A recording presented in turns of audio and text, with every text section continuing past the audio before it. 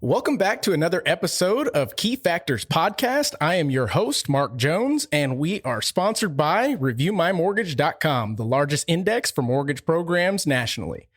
And today we are going to be talking about bond programs, the good, the bad, and the ugly. Today I'm joined by Matthew Stansbury and Jennifer Jjones, two of the top loan officers here in Texas for Directions Home Loan. And we're just going to bust it wide open. I think there's plenty of questions that consumers have out there and even new to the business lenders that are wondering, what are these bond loans about? What do they offer the customer? What advantages, disadvantages, what types are there?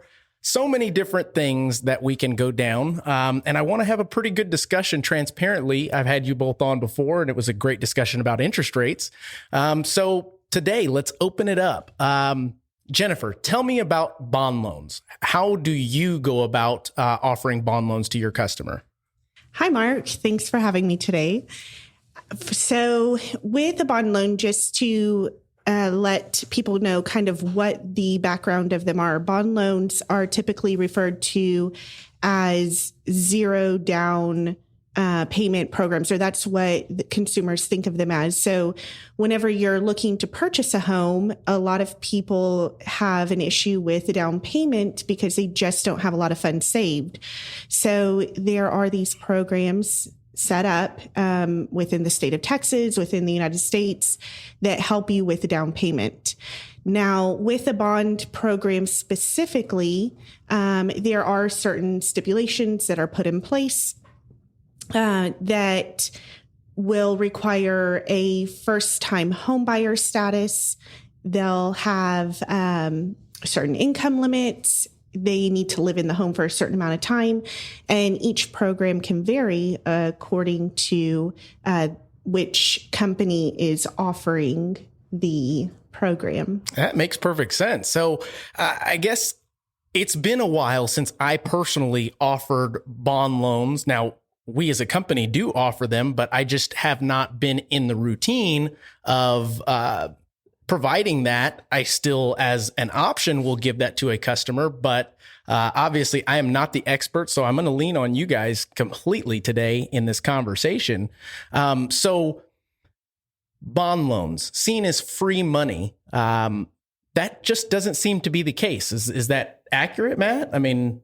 No, I typically go over this with my borrowers. If it comes down and they need the option of a bond or a grant program, typically what I'll see or go over a review with them is, the interest rates are a little bit higher. There are stipulations of how long you have to live in the home, minimum credit scores, things like that to even qualify for this. But saying that it's free money, I wouldn't agree.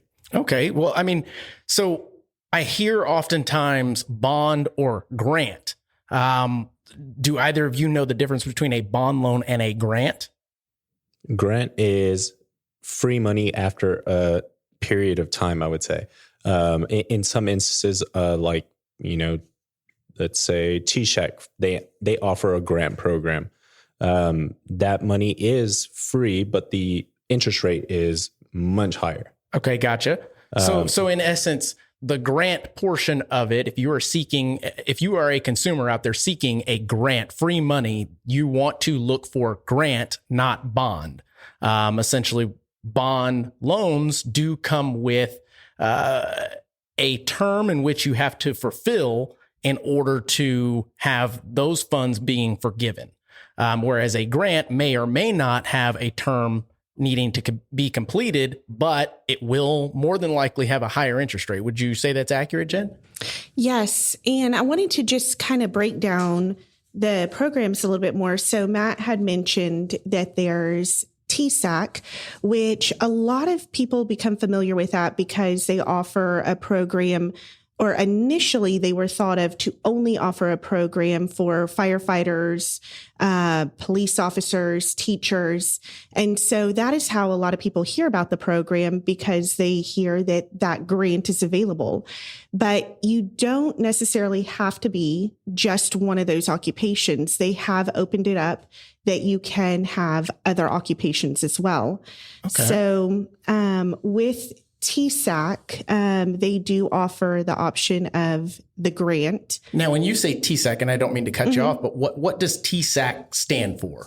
I've always wondered. Texas State Affordable Housing Corporation. Okay, very good. So it is an acronym for something. It's not the actual bond is TSAC. I hear it all the time. Obviously, I'm going to be the ignorant person in the room today. Go ahead, Jen. Sorry. Yes, so they specifically do offer a program that has the option for a grant, and it does usually have the highest interest rate. And usually the loan programs for those grants are going to be an FHA loan, USDA loan, or VA loan. Okay. And then for a conventional loan, they do not offer a grant. So you do have to either have a 3-year forgivable program going with a conventional loan, or they also offer a 3-year forgivable program if you use an FHA loan, VA loan, or USDA loan. And that has a little bit better interest rate than your grant.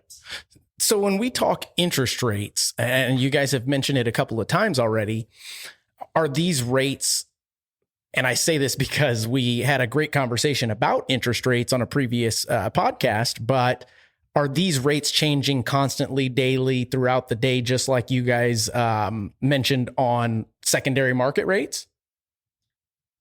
I'll answer that. So they usually change either daily, or we might see a change every 2 to 3 days. They don't change as rapidly as the pricing engine that we use. Okay, gotcha. Right. But as Matt mentioned, it's not necessarily free money in that you do make up for the money in the interest rate. Gotcha. So it helps you with the down payment. But in the long term, you'll probably pay maybe a little bit more because the interest rate is higher. So you're paying your money back through the interest rate. But it does help you get your foot in the door, get your first home, build equity in the home. So then you can move on to either another home or in the future, you can refinance it into a better interest rate. So in regards to the bond loans, I believe that they're issued per the county housing administration or an investor individually. Like, for example, I remember back when I was doing them, U.S. Bank was doing a lot of the bonds or purchasing a lot of the bonds, providing the funds. Is that still the case? I believe with like TDHCA, I believe the investor is Idaho Bank. Okay. Right. But I wouldn't know for the other ones, to be honest. Okay. So it's just different investors are offering them. And obviously they're the ones that are creating the terms. So folks out there believing that we have any control over what rates do with the bonds, things of that nature, it's just, that's totally not even true. No. And anybody that has the minimum requirements to qualify for bond programs or any of these programs, typically it's a 620 credit score. Whether you have a 620 or 780, you're going to receive the same rates across the board. Gotcha. Okay. So let's do a quick Mythbusters here.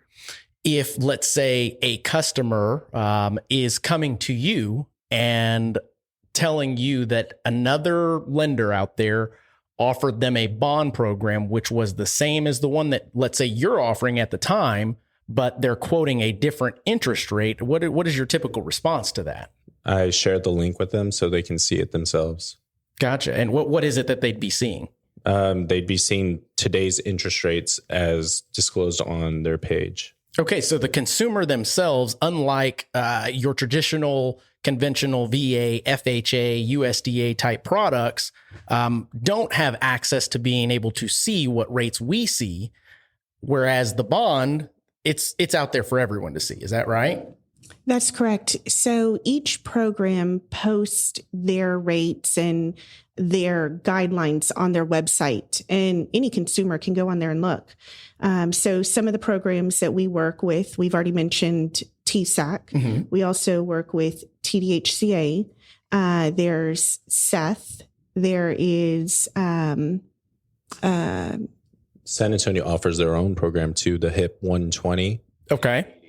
Now, I've heard that that's not necessarily a bond. It's more so a grant. And that is tied to being an employee of the city. Is that right?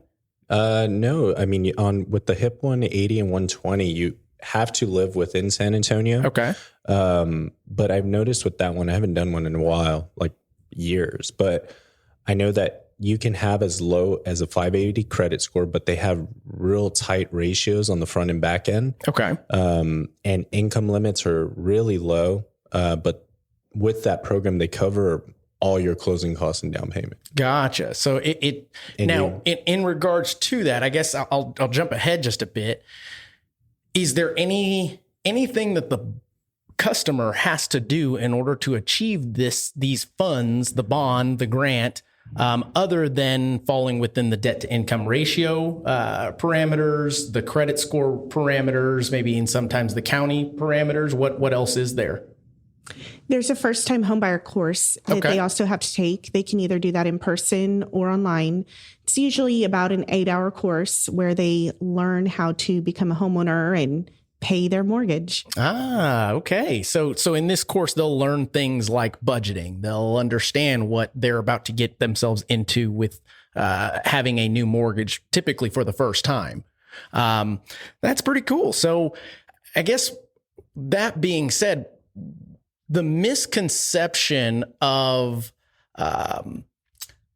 why bond loans are the best loan for a first-time home buyer, or is it? Who knows? I mean, what is your typical process when you have a customer that comes to you directly for a bond loan? How does that typically go?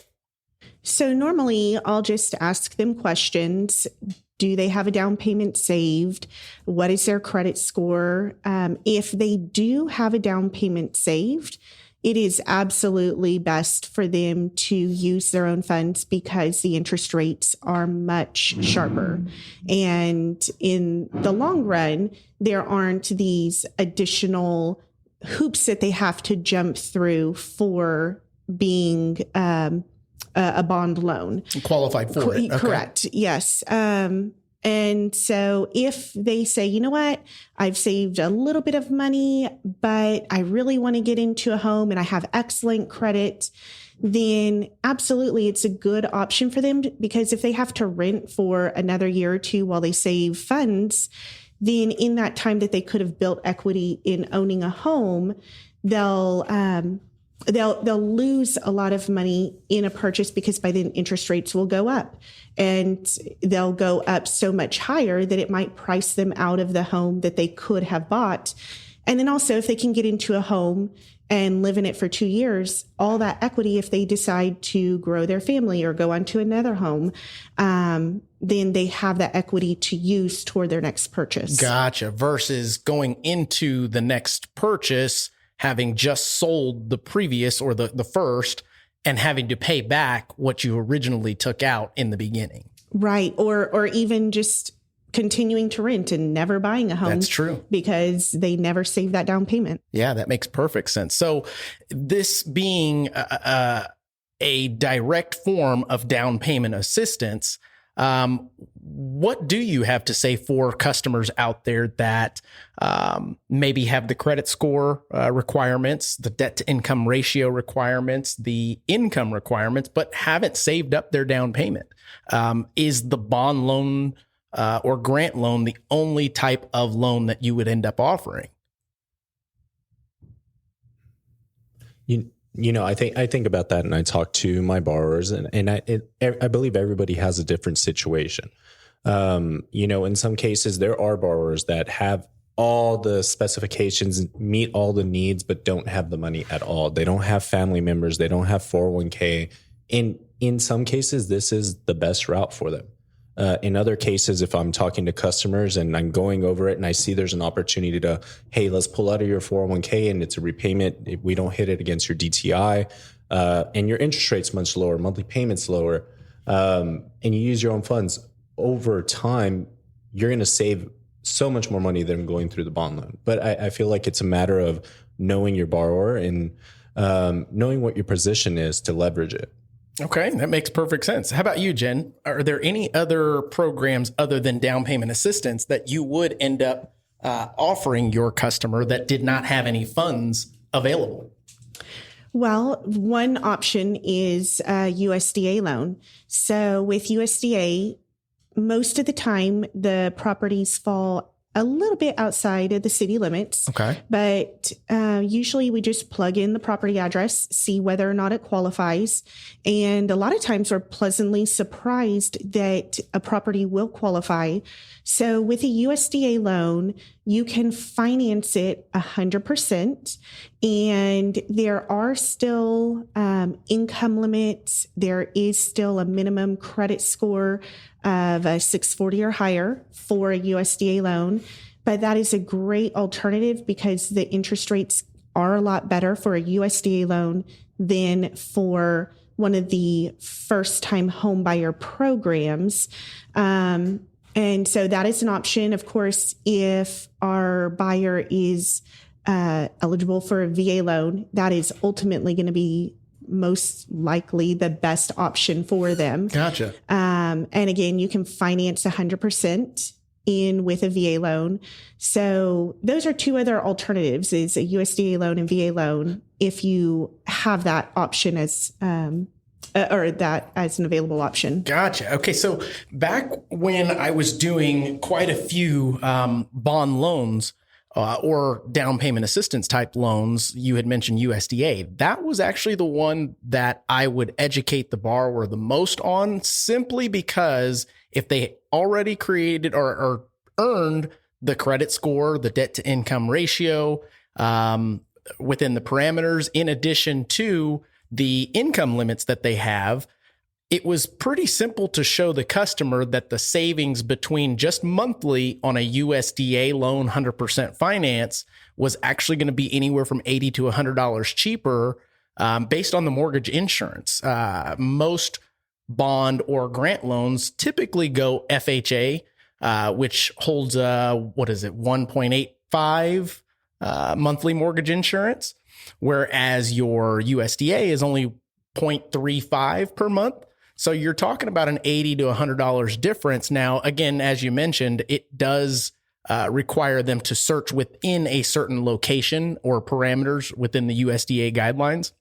But that one was fairly simple to educate the customer on, to show them, hey, it's totally up to you which route. You can have a bond or a grant that you will have to stay in that property for X amount of years in order to be forgiven, or you can go with the USDA, search within these parameters, not put any money down. And I believe it's now financing up to 102% loan to value. But in the end, have a $80 to $100 less payment. So that was one that I really, really enjoyed educating the borrower on, and seeing that aha moment when the previous lender or their realtor or anything like that never recommended that.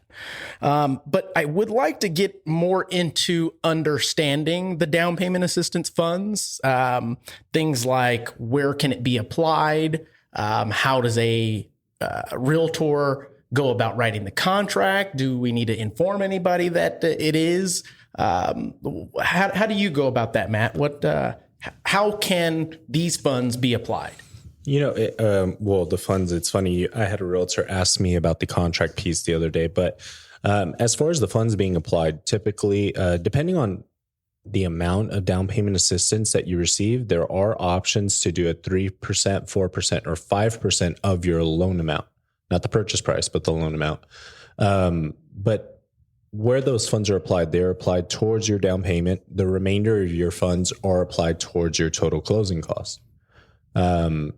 So essentially, sometimes it ranges from anywhere from $500 to $2,000, depending on the amount of assistance that you receive. Okay. So that being said, if let's say there was, especially in the market that we're in today, let's say you have a customer that comes to you and says, I don't have any funds whatsoever, but I have great credit, great job history. I'm buying well within my means. What do you recommend in those cases? Because it sounds like the interest rate on the bonds, each one that you guys are talking about, are based on the amount of funds that they actually receive towards their down payment and or closing cost. Is that right?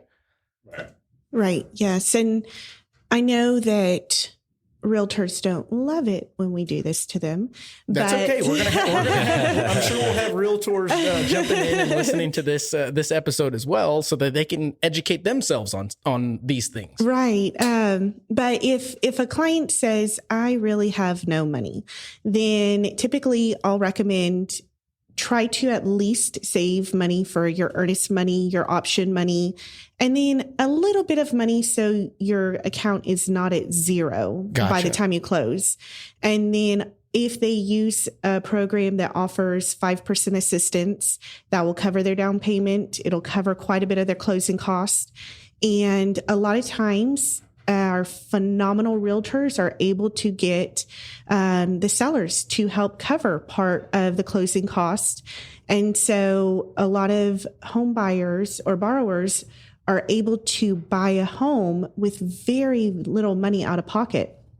And then sometimes if we have those phenomenal realtors that negotiate all the closing costs to be covered by the seller, then sometimes the home buyer may even get part of their earnest money back at closing. Okay. So those are some options for buyers that come and just say, we really have no money whatsoever. And it is still possible to get into a home. Wow. I mean, that's incredible. And I believe that there are plenty of consumers out there that don't believe that is true. So they're hearing from two experts that as long as you have enough money saved up for your earnest money, which I'll explain exactly what earnest money is, your option money and your inspection money, you guys could possibly take care of the rest. That's pretty cool. So going back real quick, just to explain what earnest money is typically good faith funds that you deposit towards the contract, which go into an escrow account, that are typically tied to a time period in which you would have to achieve your approved financing within in order to have those funds applied towards the closing. If not, then those funds actually do go towards the seller. For whatever reason, if you do not qualify, if something falls apart towards the end of the deal and you are past your what is called the third-party financing period, then that earnest money goes towards the seller. And that's obviously recoupment, which in my opinion doesn't do it any justice to the time that it is taken off the market, placed back on the appearance that it comes with in being placed back on the market, because most people go, well, what happened? What's wrong with the property first? But then you have your inspection, which on the lending side, we do not require an inspection. That is simply for your peace of mind. I personally have never purchased a property without getting an inspection. You can get one anywhere from $250 to $500. And obviously, if the property is larger on acreage and more extravagant, then it's going to cost a little bit more. But the goal of an inspector is to tear the property apart. Even if it is a brand new construction home, it is to find every single flaw if possible, so that you can then go and negotiate to have the sellers remedy it or to just move on and buy the property. And then obviously, lastly, your option funds, which that is what allows you to get the inspection before the contract becomes firm so you guys can move forward. Sorry, went down a little bit of a rabbit hole, but I wanted to make sure everybody understood that. So with bond loans and grant loans and USDA 100% financing, what is I guess why are there so many customers applying for these type loans? Aside from, let's say they don't have the funds. to do that? Let's say they do have the funds. How are folks hearing about this most of the time? Basically, it's using somebody else's money and leveraging it. They think, oh, it's going to be free funds and I don't have to use mine because I need to buy a fridge or what have you. Mm-hmm. I think it's just the lack of knowing, lack of knowledge. And I feel like once I dig a little deeper and, review everything with the borrower, most of the time their decision is like, I don't want to use the bond loan. Sure. If you go over it and they don't do the grant, they do a bond. In fact, it's more so like, all right, so I'm basically borrowing this money at a higher interest rate just to repay it later. Mm-hmm. Like, yeah. Okay. And I guess that being said, where do they get this information from? I mean, I know the answer. I'm trying to see if you guys know and are willing to say it. Most of the time it's realtors. Okay, there we go. We found it. And what we have found on the lending side with our experience, and there's nothing wrong with realtors letting customers know that these programs are available. I think what the issue is they end up leading with this as their business plan or their business model or their marketing efforts all go to this type of funnel, if that makes sense. We'll get you in a house with zero down. No. and that seems to be the echo that I'm hearing quite often when it comes to that. So, I mean, what are your thoughts on something like that? Being truthful and honest. I think it's a bad business model.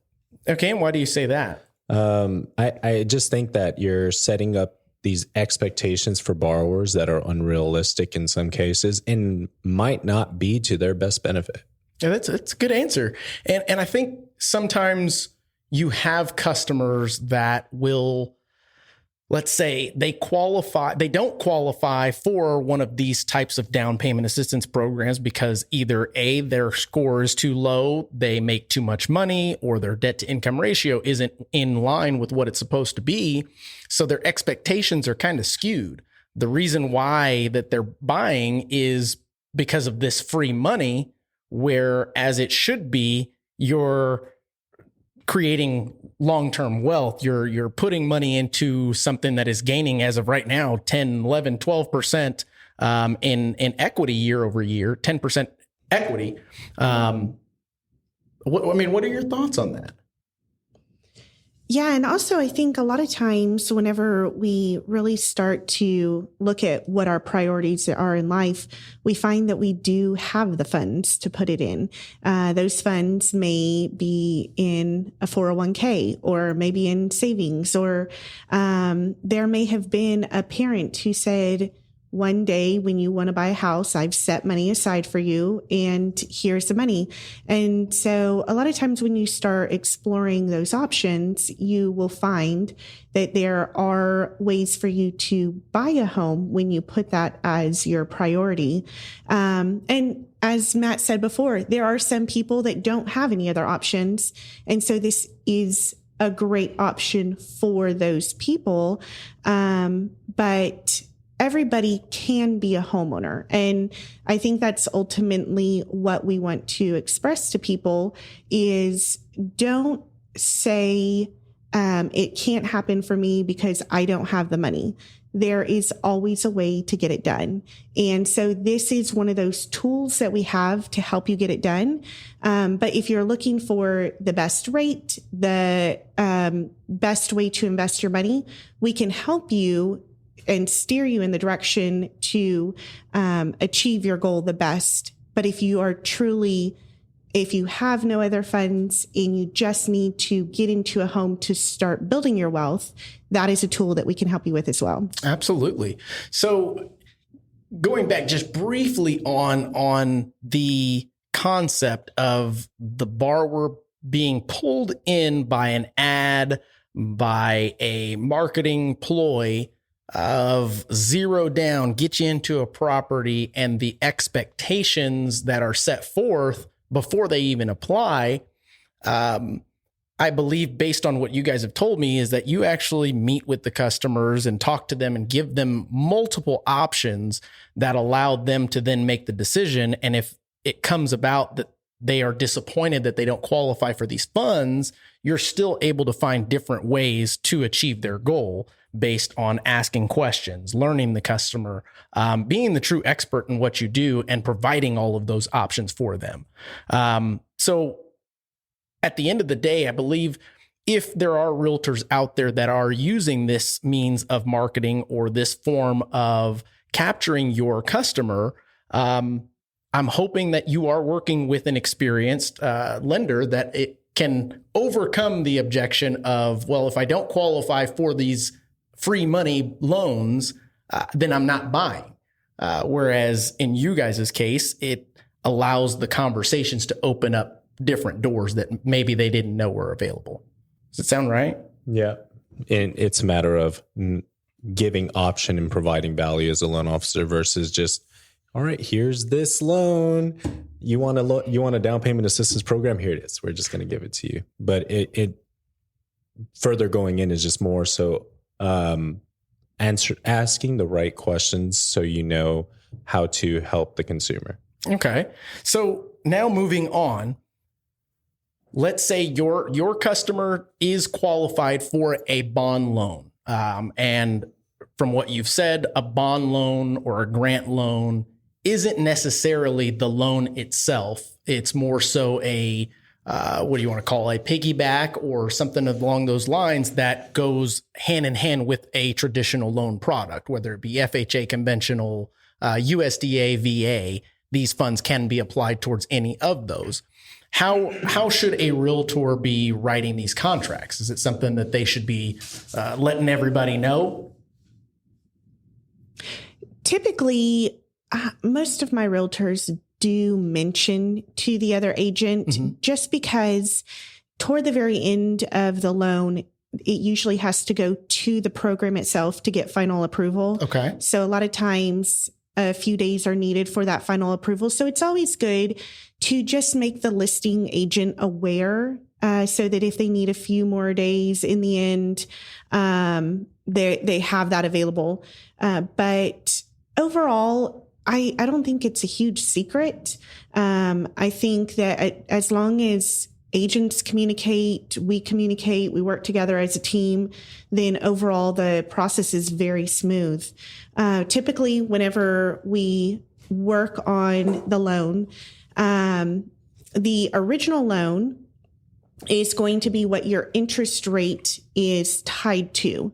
And then the funds that you receive for assistance, let's say you receive $10,000, $11,000 in assistance, that is actually at a 0% interest rate. So that assistance doesn't have an interest rate tied to it for most of the programs. Gotcha. Okay. So the interest that is being allocated based on the amount of funds that you're going to receive from the bond and or grant,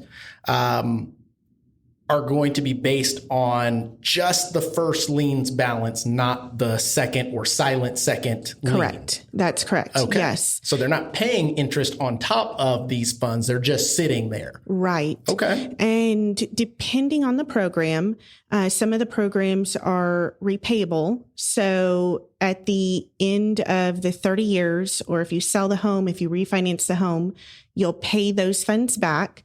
But usually they don't require a payment to be made on that second lien or the assistance funds, unless you choose to. So let's say you have an extra $25 a month and you want to start chipping away at those funds that you know you're going to have to pay back one day, you can do that. Or if you own the home for 15 years and you want to sell the home, use the equity to pay off that second lien, then you can do that as well. With the loans that are 3-year, 7-year, 10-year forgivable, those usually have a 0% interest associated with them. So after that time frame of you living in the home elapses, let's say you've lived there 3 years, it's a 3-year forgivable, then at that point that second assistance amount is just forgiven and you never have to pay those funds back.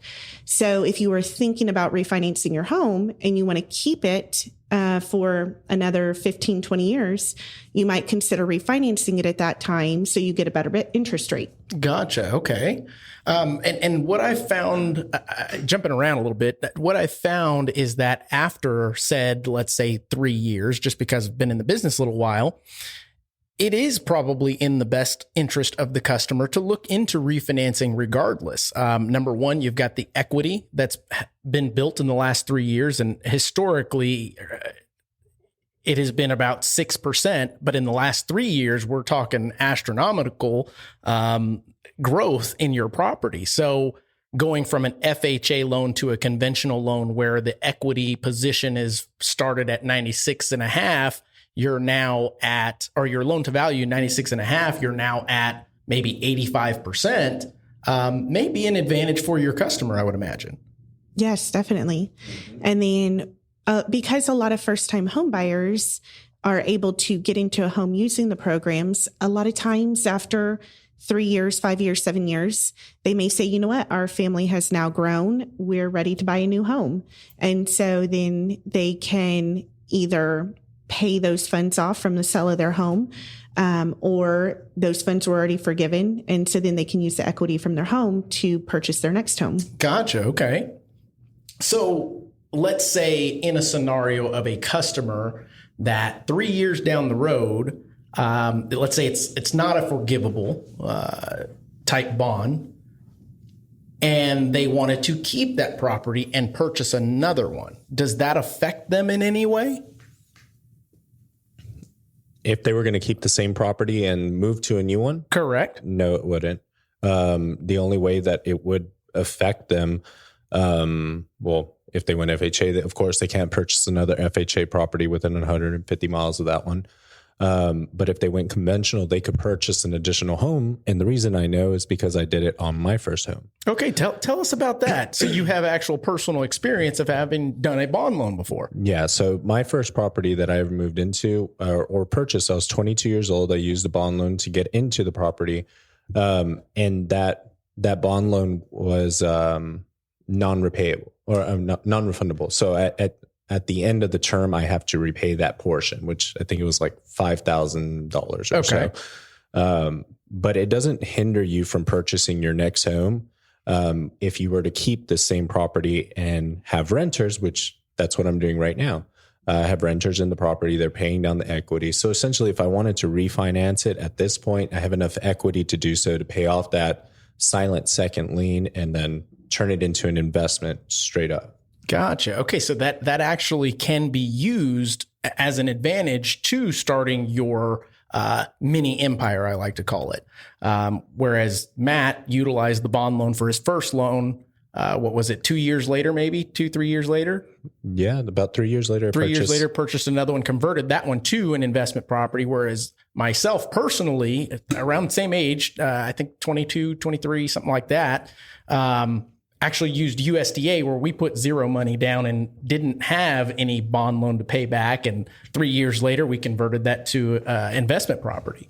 So I do want folks to know that you can utilize these as a driver for the grand picture or the grand plan of creating this long-lasting wealth with investment properties.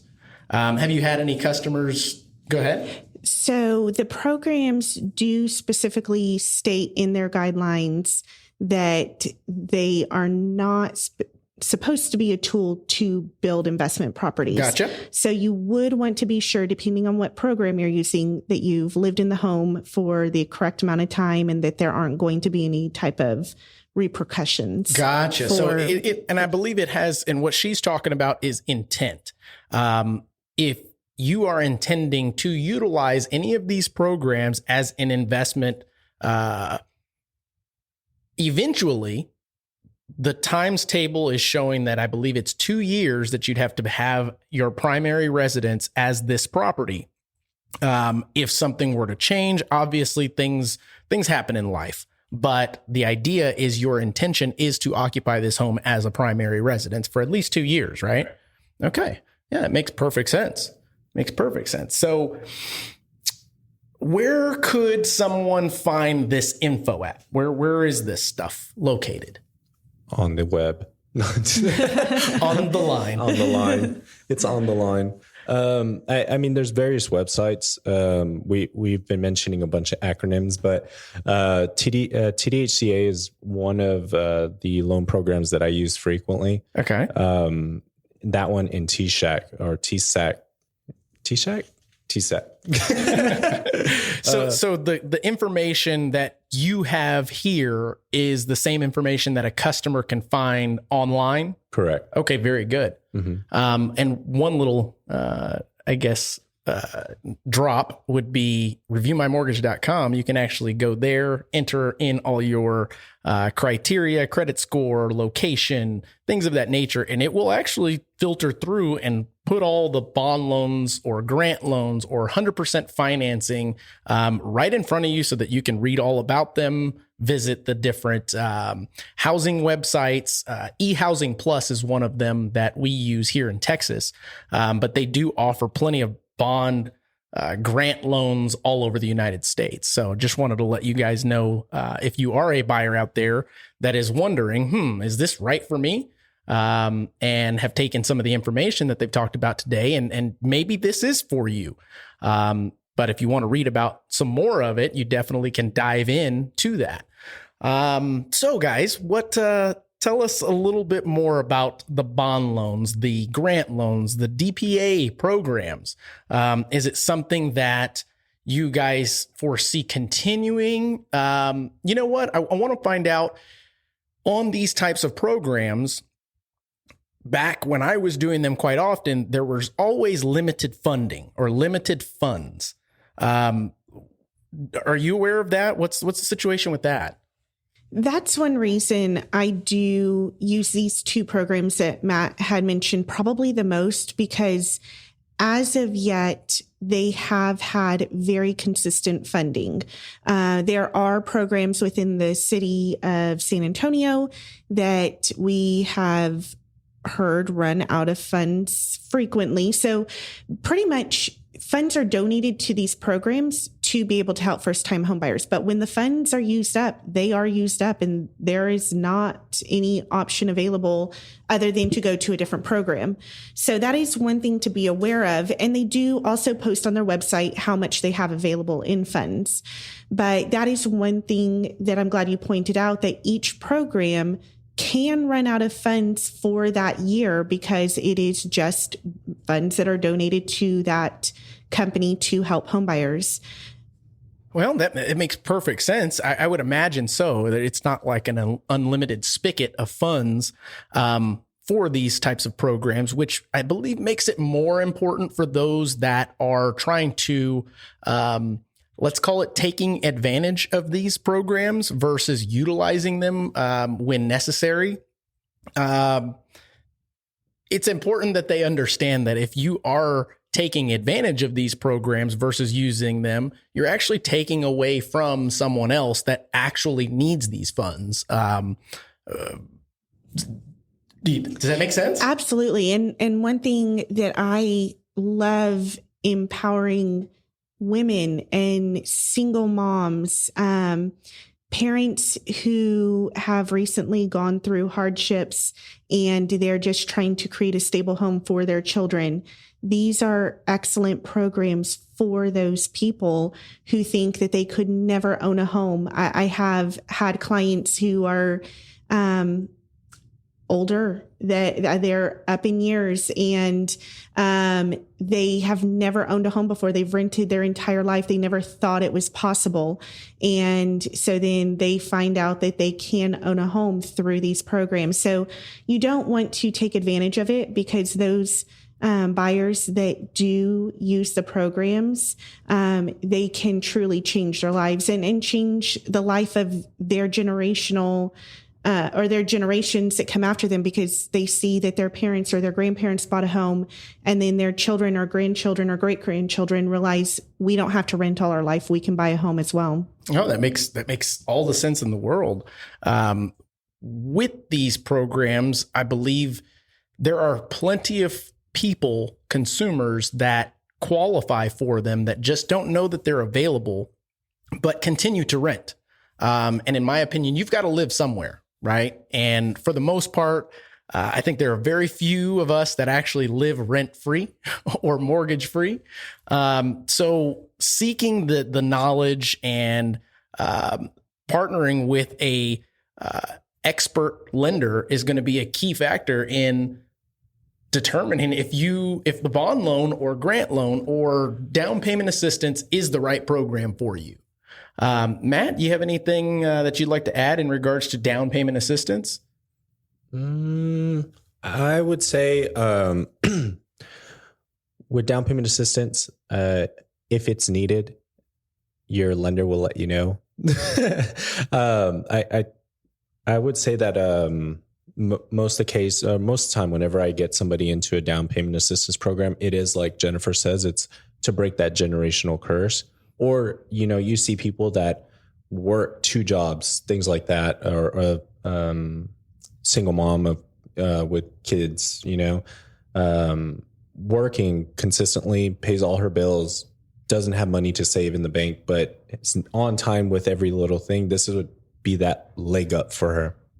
Okay. No, and based on what you guys have told me, there is definitely good. There's definitely bad, and there's a little bit of ugly, but for the most part, it is on a case-by-case basis is what it sounds like. Would you say that a bond loan, and I know that there are plenty of mortgage companies, mortgage lenders out there that don't offer bond loans at all. What is the reason for that? Do you guys happen to know? I believe it's because it's not as profitable. It's a little sad because truly our goal is to make everybody a homeowner. And if that's the case, sometimes you have to use different tools to make it work.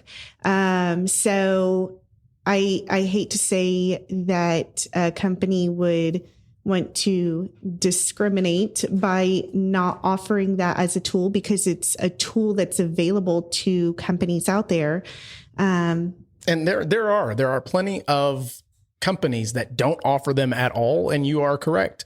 It has to do with the actual revenue or lack of revenue that they generate in comparison to any other type of program.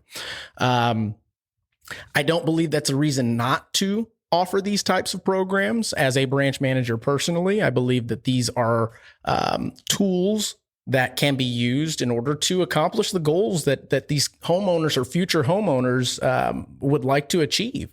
In my opinion, it's about education, as it always is, letting them know the good, the bad, and the ugly about the program, providing them with different options that are comparable to what they're seeking that may or may not be more advantageous to them in these situations. But overall, what I'm hearing is if you do have your own funds for down payment, or have the ability to receive a gift, or the ability to pull from a 401k, that's what those funds are there for. And it is, I think the statistic is like 50%. I believe it's that high on first-time homebuyers actually receiving a gift from their parents. But these are means to an end. Definitely don't want to discourage anyone from seeking bond, grant, down payment assistance types programs, but do your research. Definitely do your research, because by no means is it considered free money. Yep. Let's see here. In fact, I'm actually on the featured lenders on TDHCA's website, and I actually have borrowers call me and they ask me questions about down payment assistance, and this being their first time ever purchasing a home and wanting to take advantage of the program. Typically get them to apply and, just go over everything. But it's funny how I notice a lot more people are doing this research up front and finding these companies to the point where they're calling me based off the website. Oh, that makes sense. That makes sense. I hope I'm not on that website anymore. I'm kidding. I'm totally kidding. So definitely would like to end with a couple of key factors that we have brought up here today. Let's start with the first, that just because you don't have funds saved up for your down payment and or closing cost, as long as you have funds for your earnest money, which we discussed, your option funds and inspection, you should seek the options that are out there for you in order to qualify to achieving your goal of homeownership. Another key factor is there is a difference between a bond and a grant. Definitely do your research. Another key factor, there may be forgivable type bond grant programs out there available for you. So again, do your research to determine which type of loan you're actually getting. And most of the time when you are provided these options by your lender, ask these questions. Now you know to ask, is there a term in which I have to keep this property? Will there be a payment for the second lien that you're putting onto my home? Plenty of different questions that may come up that you now have the ability to ask. And if you are a lender tuning in, you better be able to answer these questions. Okay. One more thing that I wanted to mention is for the bond programs, usually you have to be a first-time home buyer. But for the grants and for the forgivable ones or forgivable loans, you don't necessarily have to be a first-time home buyer depending on the program. So if you have owned a home in the past year or two, sold it, and you currently don't own a home, but you're not a first-time home buyer, you do still have the option to use the programs.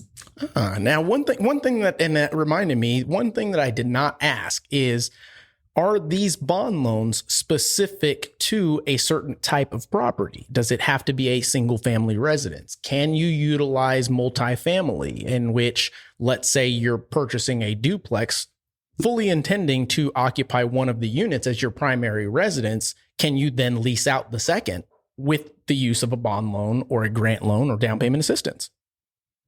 Yes, and that's a great way to build your future. Is, let's say you're a single person and you buy a duplex. You have to live in one of the units, but you can rent out the other unit. You can generate income for yourself while you live in the unit. So that is a great way to help build your investment properties if you wanted to build a future using the program. More and more education. Just nonstop. You can also do it on manufactured homes, double wide, single wide as well. Very good. So that is another good thing about these types of programs, is the lack of parameters when it comes to the home seeking process. It opens the doors to plenty. And as I mentioned before, the USDA loan, although it may be a lower payment, although there is no second lien tied to it, 100% finance, it is particular or specific for a specific area. And you can find that on the USDA website.